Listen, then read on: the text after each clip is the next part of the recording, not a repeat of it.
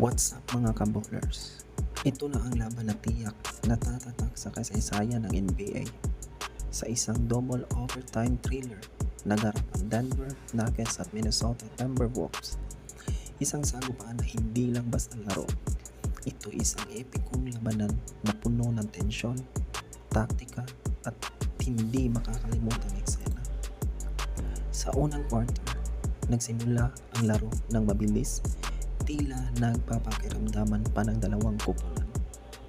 Si Anthony Edwards, agresibo agad, kumana ng matinding drive at perimeter shots.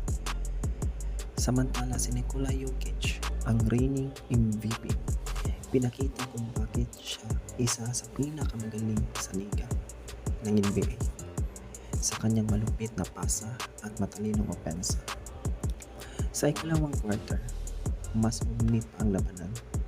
Nagpakawala ng tres ang Nuggets, ngunit sinagot ito ng Timberwolves ng mas matibay na depensa. Ang crowd hindi makaupo sa kanilang mga upuan.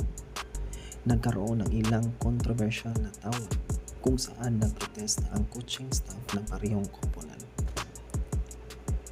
Pumasok tayo sa ikalawang kalahati ng laban, kung saan tumating ang matinding moments. Sa ikatlong quarter, nagpakita ng husay si Karl Anthony Towns. Tumulong kay Edwards sa pag-atake. Ngunit hindi bumibitaw si Jokic. Nakahanap ng rhythm at pumuntos ng sunod-sunod. Tabla ang laban. Parehong kupunan ay gutom sa panalo. Sa ika-4 na quarter, dumating ang pinaka-critical na minuto. Ang clutch shot ni Edwards.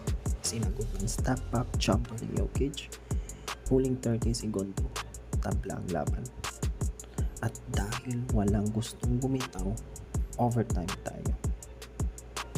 Sa unang overtime, nagpalitan ng tres, nagpatuloy ang intense defense at offense.